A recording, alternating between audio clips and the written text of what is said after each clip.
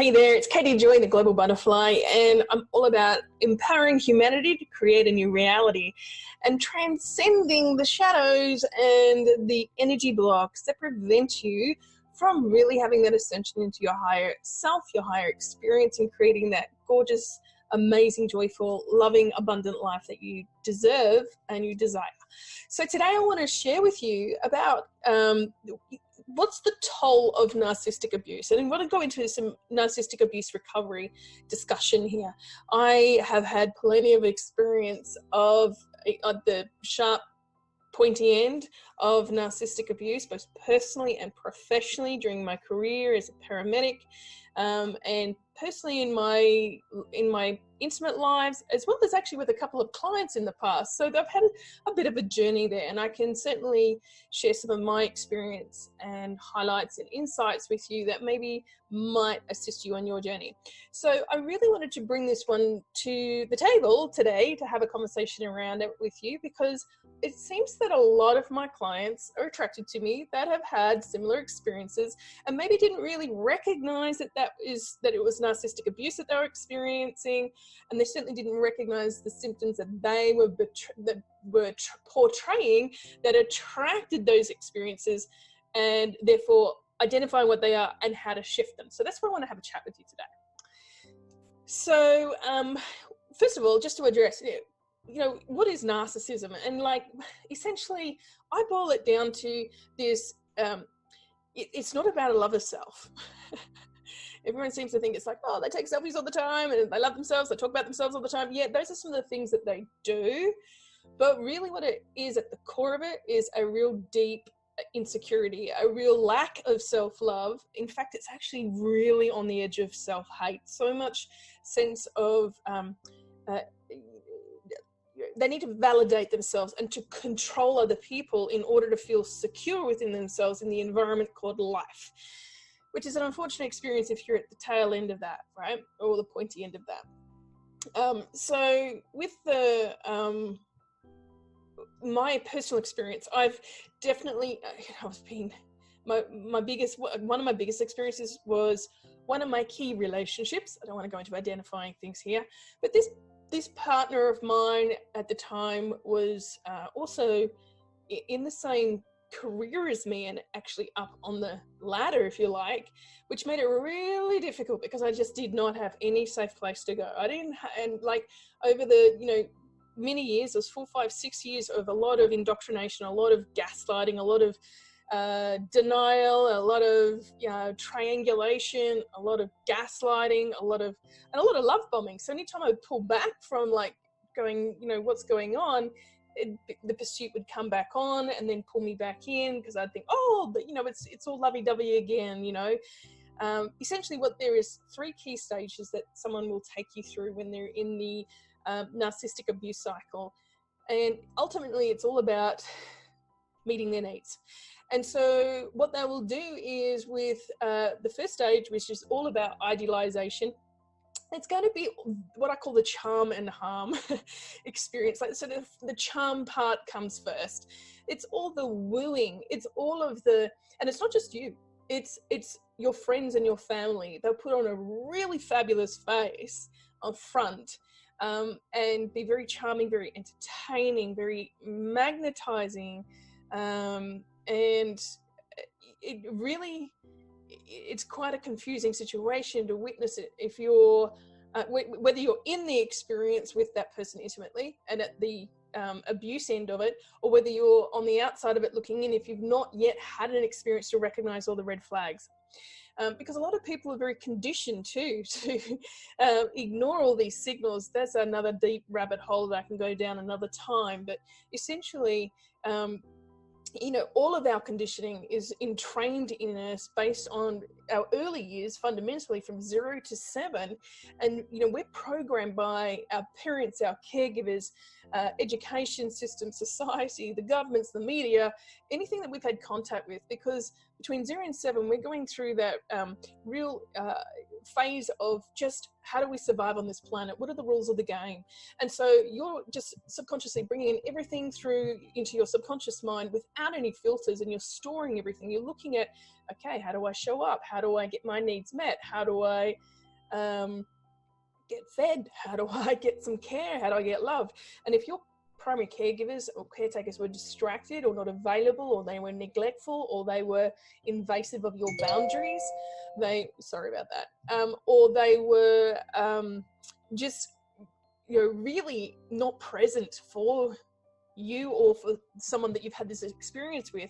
And I say you as well, because like, to be attracted to a narcissist, there's the opposite end of that, typically in the codependent scale. So typically an over caregiver, and so really over responsible in life, right? If you're watching this, then and you're at this point in the video already, then I deeply connect with you and recognize that you're here for a reason, and you're listening to this for a reason. So you've got a big heart. You've got a sense of wanting to people please, typically, or be nice, be the good girl or the good guy. You really care about other people, but it really ultimately also comes from a sense of you're wanting to be validated for your own sense of being loved and being enough. So it's the same thing, but kind of inverted on the scale. And so that same element, or the lack of self-love, or the insecurity about self-love or self-enoughness or worthiness, is what makes you subject and to being manipulated by a narcissist, because it's mirroring the same element, the shadow of self that hasn't yet been healed. So there's a little bit of insight for you there as well. But this idealization phase, it's like the fantasy phase. It's the honeymoon phase. Everything feels great and delicious, and it's amazing.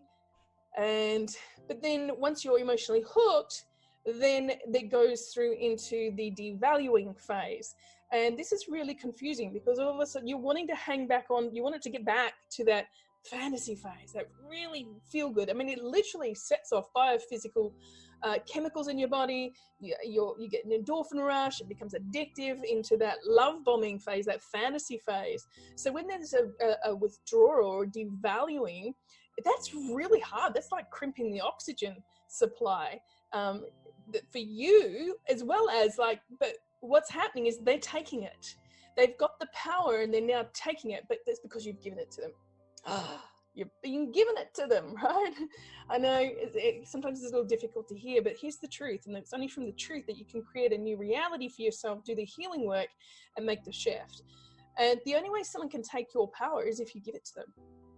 And so this is a really important aspect to understand, that in the transformation of your own self, first of all, you need to recognize where you're giving away your power, where maybe you haven't had very good boundaries, or you've had poor boundaries or leaky boundaries, or you violated your own boundaries in settling for certain things and undermining yourself, which has allowed somebody else to sweep on in and vandalize your energy field through those poor boundaries.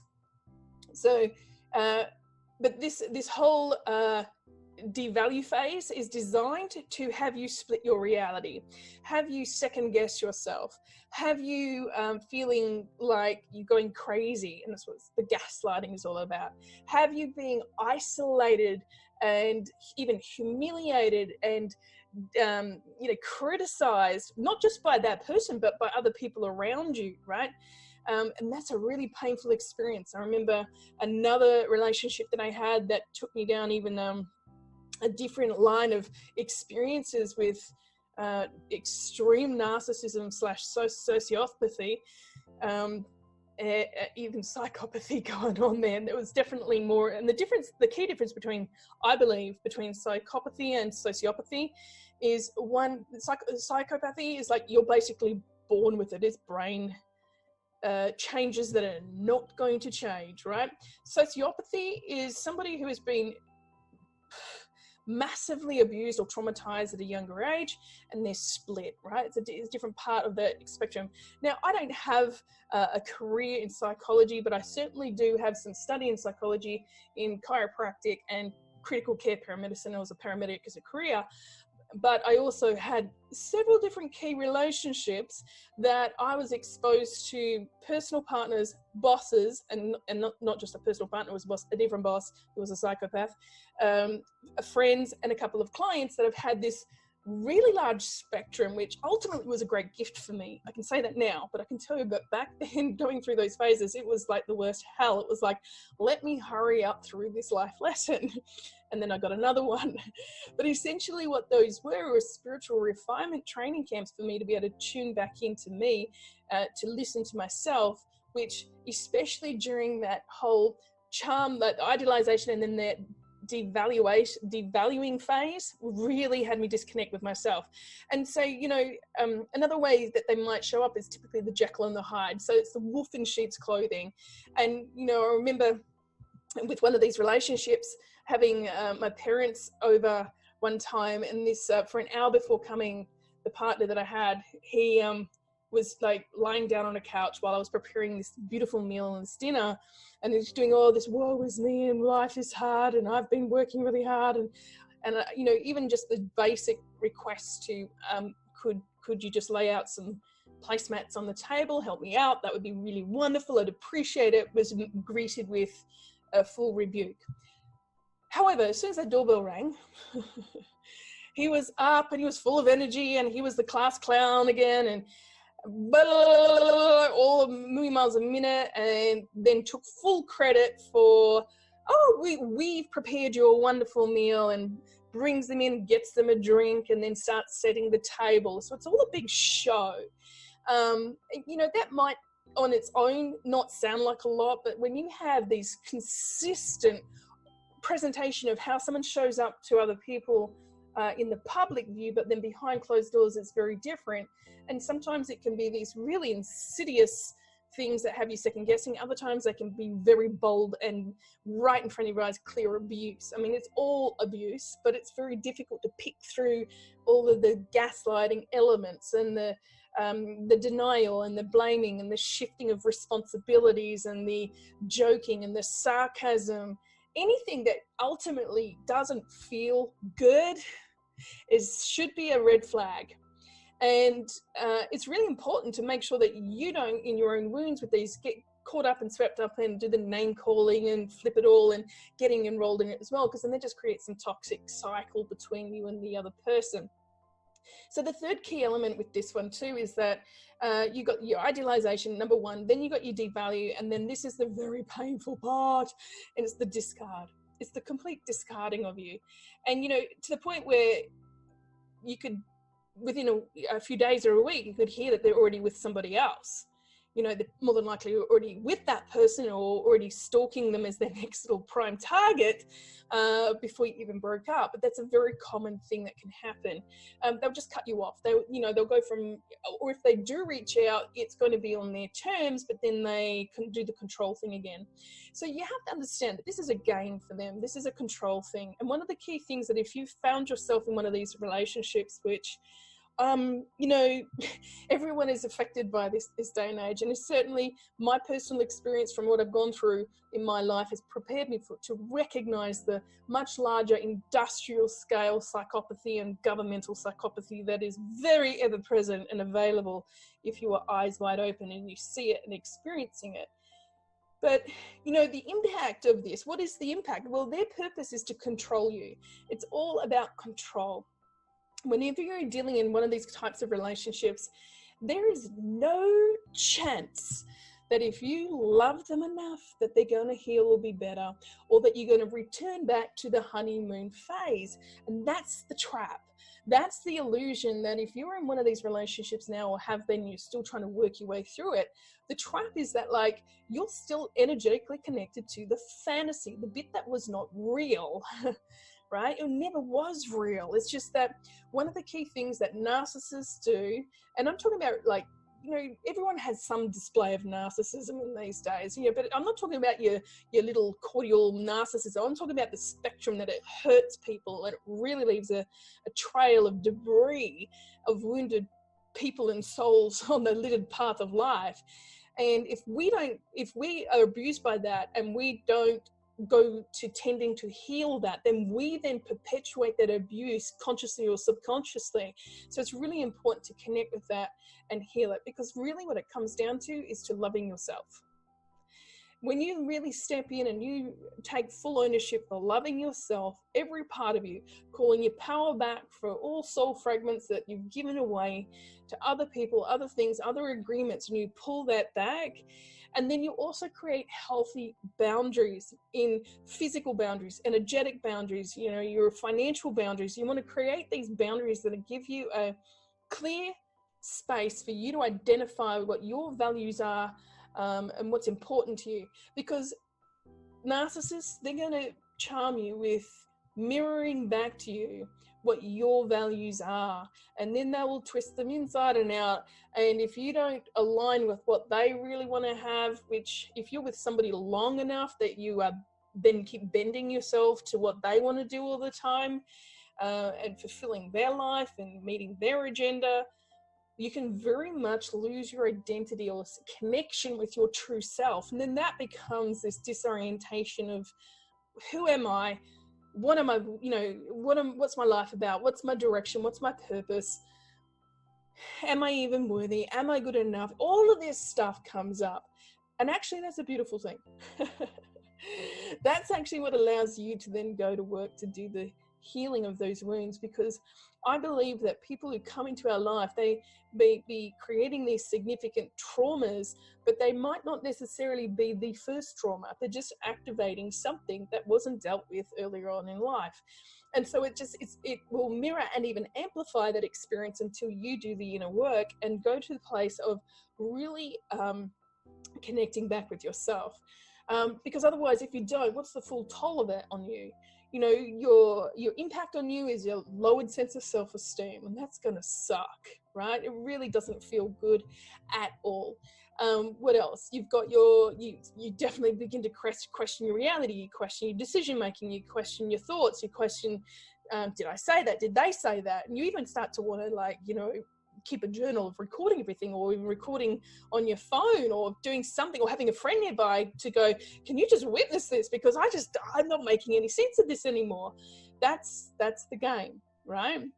And the other impact, you know, what is the impact of, you know, the other impact that I know for me, and I know it's for a lot of people, is a complete heartbreak. It's heartbreaking.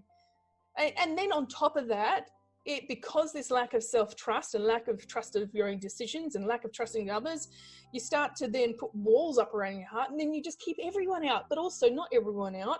You might think you're keeping yourself from being hurt with sadness or being manipulated, but essentially you're also shutting out all joy, all love, all life, all passion, and having a really great life experience. And we create these little prisons of our own, of suffering, and it's not a good place to be. The other thing too is we tend to take over responsibility for all of the actions, and that includes, it tends to lend to wanting to, you know, we might blame them, but then we will blame ourselves for taking the actions and doing that thing in the first place, or going back to the person for the umpteenth time. You know, there might be this you know, this element of being responsible for it, and that often comes from an earlier childhood experience where in order for you to meet your survival needs, or to get the attention from somebody who was a significant caregiver in your life that maybe wasn't available, or maybe was activated and you had to walk around on eggshells around them, or you just maybe felt like you had to be extra responsible for your life because they might have been addicted to drugs or alcohol or work or something else. But any addiction, that means that they're not present to be there with you, or present to take on the responsibilities as an adult. And so you stepped up to the plate in order to keep the survivability of you and the family unit, or even if it was just yourself. And then that carries on into adulthood, and we tend to take on responsibility for everybody else's emotions as well.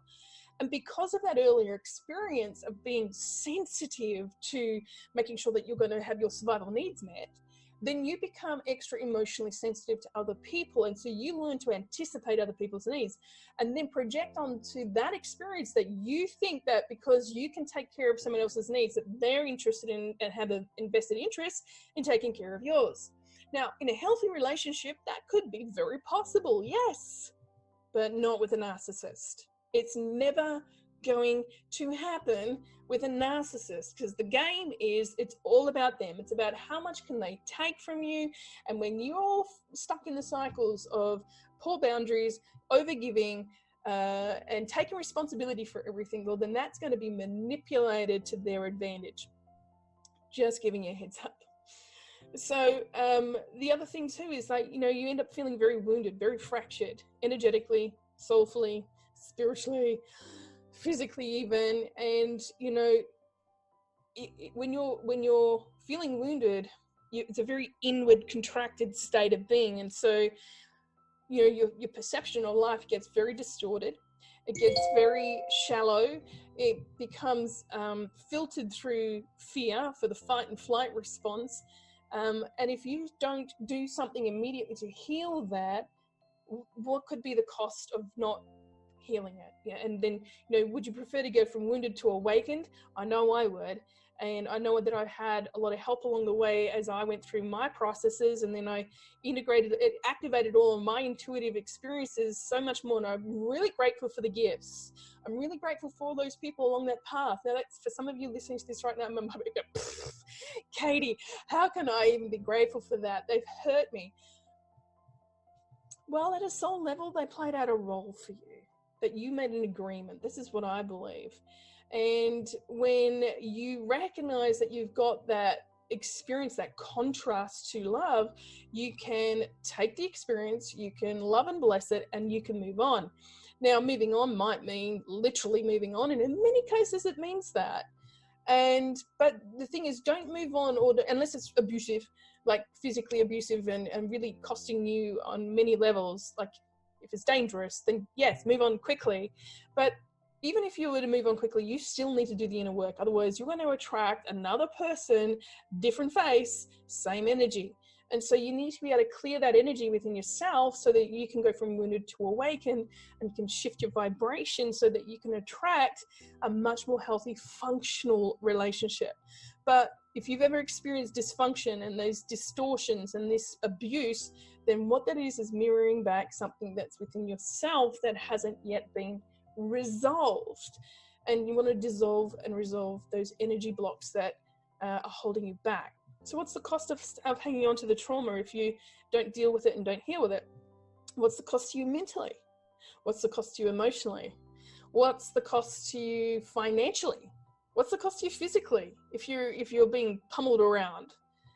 What's the cost to you even sexually too? Because sometimes there's a real head games in that department as well. What's the cost to you if you have children and to their health and well-being? And, what are the opportunity costs to you because you're so contracted in this? I know that I potentially lost lots of opportunities to move forward. I took my eye off a property portfolio, so my finances got all skew with it. On top of that, they're leaching out of it, and I'm giving it away because I'm buying into the whole playing the game thing, thinking that if I just do this, I just help them out this way. That it can cost enormous opportunity costs by staying in a relationship like that. Or even getting into it in the first place. So this is my goal, is to help you have some sense and sensibility of red flags and really, like, if you're experiencing this in your life right now, get out quick or at least step back and evaluate it, to look at it, what it really is, to make a much more healthier choice and get some help. And if that help means some therapy or whatever it is, because like maybe it is something that's really dramatic, or it might be you might want to come to me, someone like me who's an energy healer who has been through that process and activated my full gifts again. They were activated as a kid, but then went through these experiences. But really stepped into harnessing and mastering my energy, and showing others like yourself how to tune back into the frequency, the energy of you and your intuition, so you can go back to that internal guidance system that no matter what chaos ever goes on around you, you've got this sense of connection with yourself and source. And you trust yourself with your decision making. You trust yourself with your intuitive nudges. You trust yourself with your inspired action. You trust yourself with the red flags, the heebie-jeebies. But they're not the heebie-jeebies from fight, flight. They're heebie-jeebies from your soul, literally speaking to you, and you're tuned in. There's a very big difference, because a lot of people who have still rely on, it doesn't feel right. But what I recognize when I look into a lot of people's energy patterns is that doesn't feel right is activated from a fear frequency rather than from a love-based frequency. Now, that kind of requires another video on its own, but essentially, if you're moving away from something out of fear, now there's the fear of literal threat, right? But then there's also the fear of what ifs, and it's all the imagined stuff. And usually that's where most people are still activated in past trauma, casting it into the present moment because they're assuming that that's the next thing is going to happen based on their past experiences. And so what would happen in your life if you cleared up a lot of those energetic unresolved blocks from the past experiences? Do you think that you'd be making better quality decisions now that would give you better outcomes for your future moving forward? If you said yes, you're right on track. So, what can you do? Well, you can accept that, first of all, the situation is not your fault. However, it is your responsibility to take action. And that means you need to be able to be big enough and mature enough to really evaluate and say, is this really good for me and my well-being and my health? Or am I staying here because I'm afraid, better the devil you know, I'm afraid of going it alone, or I'm afraid of, but what if I move forward and I'm too old and there's no one else for me? Or I'm afraid that if I do that, then I'm making the wrong decision. You want to be able to really take some responsibility for if you're choosing to stay, then you're choosing to perpetuate it, and really it would make a really good decision to consider the options on what can you do to make the shifts. First of all, make the shifts of the energy within yourself first, and then that in itself can create some transformation, or make a physical shift as well as doing the inner work as well, which is regardless, it needs to be done. You can consider accepting that exiting before all of the wounding then creates these toxic imprints and patterns in you that you then end up lashing out at other people and perpetuating these patterns. That's not a good thing. It's not healthy for you. It's not healthy for others. It's not healthy for your future self. And it's really another opportunity cost. I mean, who could be in the space with you having a healthy relationship that isn't there because you're still holding this space with a toxic relationship that's not serving you well? And that's not to say leave one and go for another. I strongly recommend you create the best quality relationship with yourself first, and create that self-love experience, and really tune into that, so that when you are in a healthy relationship, and every relationship is, we're in relationship with everyone on the planet, everyone and everything. That's what energy is. So all of your relationships will take a quantum jump up the energetic scale when you do the inner work for yourself to heal and awaken you, awakening to love.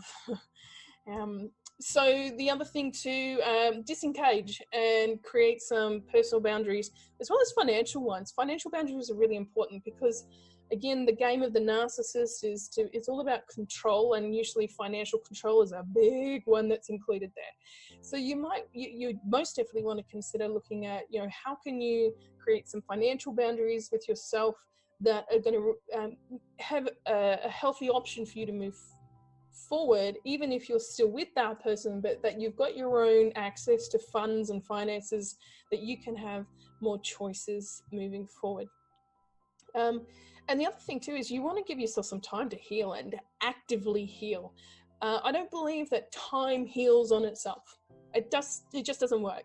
It might lessen the experience so that it's not so raw.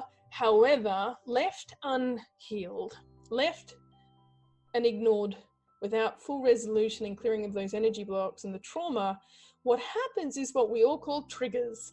And so somewhere, something, some event, someone down the track will trigger you again and bring that all up. So wouldn't you rather deal with it now?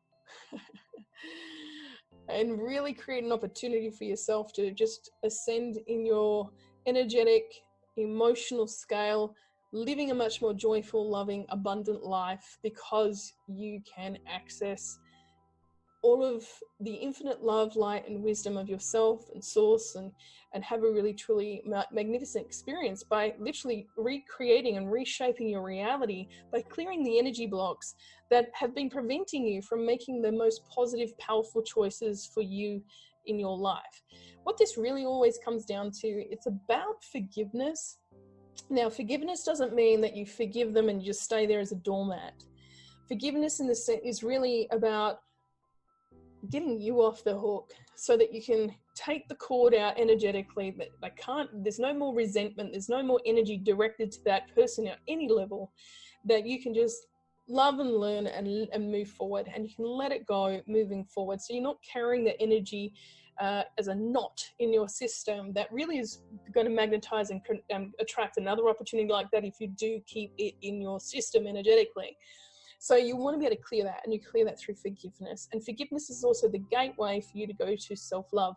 And self-love allows you to be in a place where you can be fully connected with source, fully present, fully joyful, and you've got so much in reserve, overflowing, that you've got such amazing energy to then contribute to a relationship, but with some healthy boundaries around it, where you're not interfering with somebody else's path or trying to heal them, because that's not your job.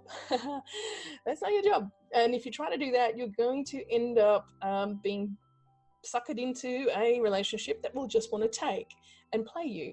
And so it's just an awareness to have, and also to recognize that this is an opportunity for growth, personal growth.